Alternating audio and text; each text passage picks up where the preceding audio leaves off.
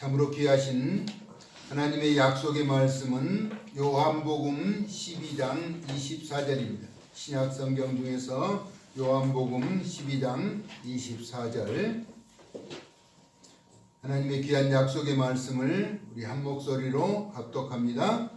내가 진실로 진실로 너희에게 이르노니 하늘의 밀이 땅에 떨어져 죽지 아니하면 하늘 그대로 있고 죽으면 많은 열매를 맺느니라. 아멘. 죽어서 맺는 열매라는 제목으로 말씀을 나누고자 합니다. 사람이 살아있을 동안에 오늘 제목처럼 죽어서 맺는 열매를 준비하는 것이죠. 우리가 살았을 때 결국 죽어서 맺을 열매를 준비할 수밖에 없는 것입니다.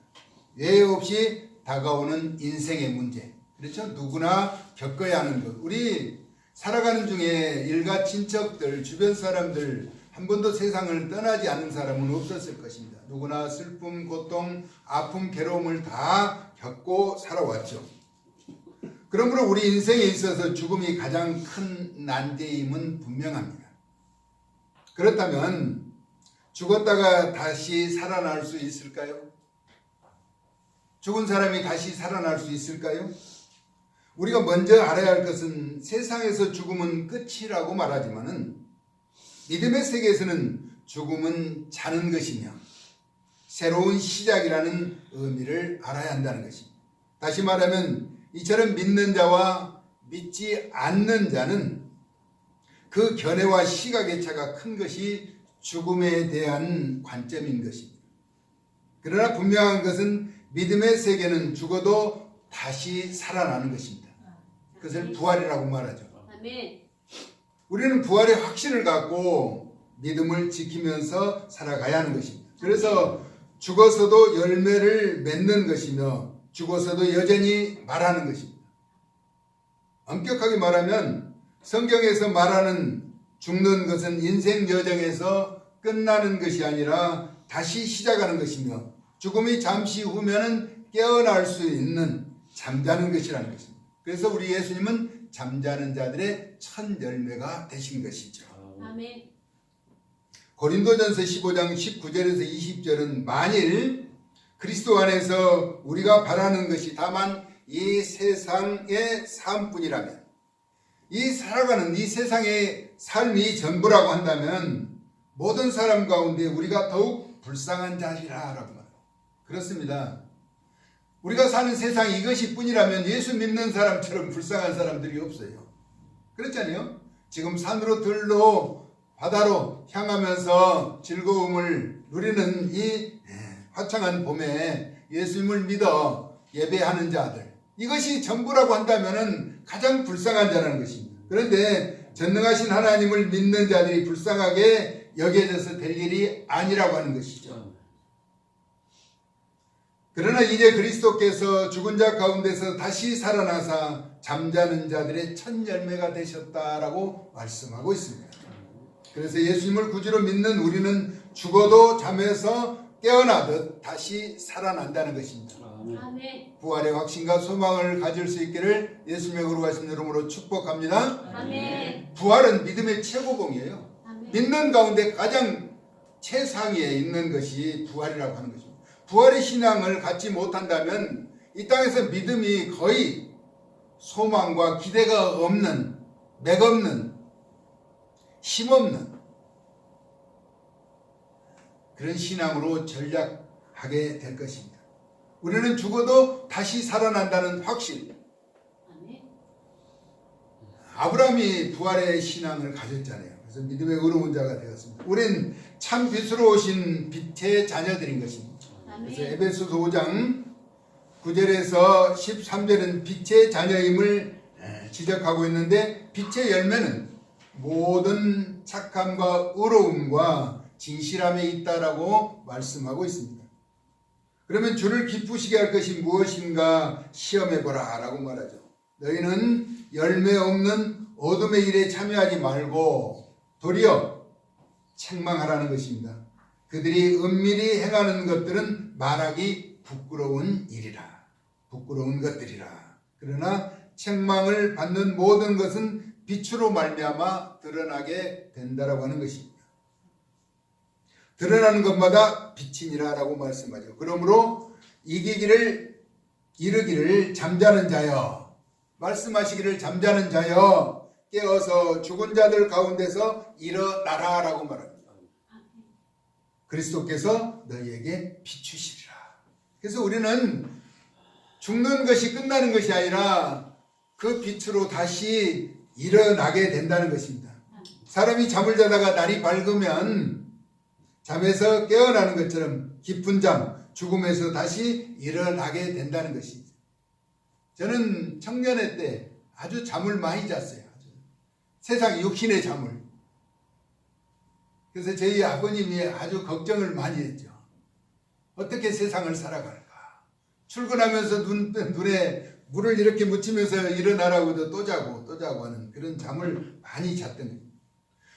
육신의 잠은 언젠가 깨어나게 되어 있다는 것입니다. 성경에서 말하는 죽음은 잠이라고 말하죠. 그래서 깨어나게 된다는 것입니다. 죽음에 대한 영적인 현실은 에베소서 2장 1절에서 5절은 우리에게 잘 지적해 주고 있습니다. 그는 허물과 죄로 죽었다는 것입니다. 그런 우리를 살리셨다라고 말합니다. 영적인 단절에서 회복됨을 말씀하고 있죠. 그때 너희는 그 가운데서 행하여 이 세상 풍조를 따르고 공중의 권세 잡은 자를 따랐으니 곧 지금 불순종의 아들들 가운데서 역사하는 영이라 라고 말하고 있습니다. 하나님과의 관계를 가로막았다는 것입니다. 그래서 허물과 죄로 죽었던 우리를 살리셨다라고 말씀하죠. 전에는 우리도 그 가운데서 우리 육체의 욕심을 따라 지내며 육체와 마음에 원하는 것을 하여 다른 이들과 같이 믿음 없는 세대를 말합니다. 본질상 진노의 자녀이었더니 긍휼이 풍성하신 하나님이 우리를 사랑하신 그 큰 사랑을 인하여 허물로 죽은 우리를 그리스도와 함께 살리셨다는 것입니다. 그러면서 너희는 은혜로 구원을 받은 것이다. 우리가 구원을 받은 것은 하나님의 선물이죠. 은혜로 받은 것이라. 이는 영적인 소생을 말합니다. 다시 말하면 육체 안에 그리스도의 영이 운행하신다는 것이죠. 그러므로 영적인 생동감이 존재하게 되는 것입니다. 죽었던 영혼이 다시 살아난 것이라는 것입니다. 믿음의 사람 아벨은 죽어서도 말하고 있죠. 가인과 아벨, 형제간인데 가인의 제사를 하나님께서 받지 않으셨어요.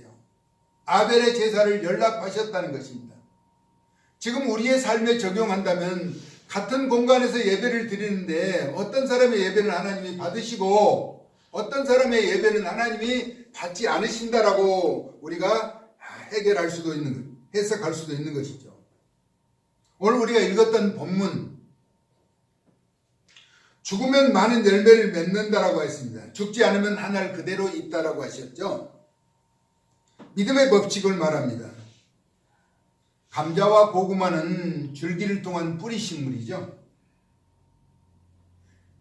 또 밀과 보리와 벼를 비롯한 씨앗은 종자가 썩어 싹을 내고 또 열매를 맺게 되는 것입니다. 이때 종자는 썩어 양분을 제공하고 흔적 없이 사라지는 것이죠. 그러나 씨앗 고유의 유전자를 닮은 많은 열매가 맺게 되는 것입니다. 전에 고구마를 이렇게 묻어서 순을 내게 돼요. 이제 그 안에는 무광이라고 하는, 그것은 다 썩어서 또 거기에서도 싹이 나서 열매를 맺게 되기는 하지만은 그 묻어서 줄기를 나온 고구마는 다시 먹을 수가 없는, 그래서 썩어서 거름이 되는 것이죠. 그러나 그 줄기를 통해서 자신의 유전자를 나타내서 줄기를 심으면 뿌리가 나서 그곳에서 고구마가 열리게 되는 것이죠. 그렇게 수확하는 그런 방법을 사용하죠. 감자는 쪼개서 눈 있는 부분을 쪼개서 심어서 또 싹이 나서 많은 열매를 맺게 되는 그런 자신의 흔적을 남기는 것처럼 믿음의 유산이 흔적이 남겨지게 된다는 것입니다. 본문은 예수님의 희생하심으로 택함을 입은 많은 사람들을 구원하시는 하나님의 섭리를 보여주고 있는 영적인 신비를 일깨워주는 비유의 말씀입니다. 오늘 읽었던 말씀 한번 주보에 함께 같이 볼까요? 내가 진실로 진실로 너희에게 이르노니 한 알의 밀이 땅에 떨어져 죽지 아니하면 한 알 그대로 있고 죽으면 많은 열매를 맺느니라. 죽어서 많은 열매를 맺는다라고 하는 것입니다. 마가복음 5장 22절에 조금 다른 이야기이기는 하지만은 회당장 야이로의 12살 되는 딸이 죽어갈 때 회당장은 예수님 앞에 무릎을 꿇고 머리를 조아리면서 자신의 딸을 살려달라고 하죠. 마태복음에는 관리라고 기록되어 있습니다. 그리고 마가복음과 누가복음에는 회당장이라고 기록되어져 있죠. 그런 예수님 앞에 머리를 숙이면서 자신의 딸을 고쳐달라는 것입니다. 자신의 그런 위치에서 자신의 딸이 병들었을 때 얼마나 살리려고 노력해 보았겠느냐는 것입니다. 그럼에도 달리지 못하고 예수님을 만나게 되면서 엎드려서 자신의 딸을 살려달라고 하죠. 그런데 그 길을 가로막는 여인이 있었습니다. 12년 동안 혈루증을 앓는 여인이 예수님의 옷을 만지죠. 그 여인은 자신이 옷자락만 만져도 그동안 12년 동안 병을 고치지 못했지만 고칠 수 있다는 확신을 가지고 다가가서 만지게 될 때 예수님이 자신의 몸에서 능력이 나가는 것을 아시고 둘러보시면서 누가 내 옷자락을 만졌다라고 말씀할 때 제자들은 많은 군중의 무리가 움직이기 때문에 그랬을 것이라고 이야기하자 예수님이 돌아보실 때 그 여인은 그 사실을 스스로 숨길 수 없음을 알고 예수님에게 구하죠. 예수님은 그 여인의 부끄러움을 드러내려고 한 것이 아니라 그 오랫동안 고통과 아픔을 겪는 그 여인에게 자유를 주고자 했던 것이죠. 평안을 주고자 하셨던 것이라는 것입니다. 그러면서 예수님이 하신 말씀이 뭐라고 말하는가? 믿음이 너를 구원하였으니 평안히 하라 라고 말씀하셨습니다. 예수님을 믿고 예수님을 신뢰했던 그 여인은 12년 동안 앓았던 고통에서 해방되고 그 마음에 참된 평안을 얻게 되었다는 것입니다. 그때 전갈이 오죠. 머리 숙여 자신의 딸을 고쳐달라고 했던 회당장. 근데 그 딸이 죽었다는 소식이 오죠. 딸이 죽는 그 아버지의 비정한 마음, 고통은 얼마나 힘들었겠느냐는 것입니다. 그때 예수님이 회당장에게 뭐라고 말씀하느냐? 두려워하지 말고 믿기만 하라 하는 것입니다. 지금 딸이 죽었는데, 죽었다는 소식이 왔는데 두려워하지 말고 믿기만 하라 하는 거예요. 그리하면 딸이 구원을 얻으리라고 말씀하셨죠. 아멘. 회당장의 편에서 생각해 보면은 많은 사람들이 모여서 예수님의 가는 길을 지체하도록 막았기 때문에 그들이 원망스럽기도 했을 거고, 혈루증을 앓는 여인이 자신의 병 고침 때문에 예수님이 빨리 가지 못해서 자신의 딸이 죽었다고 원망하는 마음도 가졌을 수 있다는 것입니다. 왜냐하면 우선 딸이 죽어가고 있는데 그 시간에 죽었다는 소식 때문에 그 길이 지체되었기 때문이죠. 예수님은 베드로와 요한과 야고보를 데리고 아이의 부모를 제어하고 다 물러가게 하셨습니다. 이는 불신의 세력을 분리하고자 했던 예수님의 마음이 나타나죠. 그리고 울고 통곡하는 자들에게 울지 말라라고 말씀하셨습니다. 그러면서 죽은 것이 아니라 잔다라고 하셨죠. 그때 많은 사람들이 비웃었다는 것입니다. 분명히 회당장의 딸이 죽었는데 예수님은 잔다고 하니까 비웃었죠. 모든 이들을 물리치고 예수님의 세 제자와 그의 부모를 데리고 들어가서 예수님은 잠자는 아이를 일으켜 세우죠. 여기에서 우리는 한 가지 중요한 교훈을 얻을 수가 있습니다. 12살 된 딸이 죽어가는 가운데 그 아버지 회당장은 그 딸을 살리고자 예수님 발 앞에 무릎을 꿇고 살려달라고 애원했죠. 그래서 결국은 살게 되는데 그 아버지의 믿음 때문에 딸이 살아난 것입니다. 그리고 12년 동안 혈루증을 앓았던 여인은 자신의 믿음으로 혈루증을 고쳤다라고 하는 것입니다. 또 중풍병을 앓는 사람을 침상에 메고 왔던 그 친구들 때문에 그가 고침을 받았던 이런 성경의 역사들을 바라보면서 우리가 갖는 믿음이라고 하는 것, 확신이라고 하는 것이 얼마나 소중하고 귀한 것인가 하는 것입니다. 죽어서도 열매를 맺는다라고 하는 것은 우리의 믿음이 요구되는 신뢰의 확신이 필요한 순간이라는 것입니다. 죽어서 열매를 맺는 말씀을 하시면서 예수님께서 우리에게 중요한 교훈을 한 가지 가르쳐 주고 있죠. 우리 25절 요한복음 12장 25절 한번 같이 한 목소리로 합독합니다. 자기의 생명을 사랑하는 자는 잃어버릴 것이요 이 세상에서 자기의 생명을 미워하는 자는 영생하도록 보존하리라. 아멘. 여기서 역설적이죠. 자신의 생명을 소중하게 여기지 않는 사람이 어디가 있겠느냐는 것입니다. 근데 자신이 스스로 살고자 하면은 지킬 수 없는 생명을 우리에게 말씀해 주고 있는 것입니다.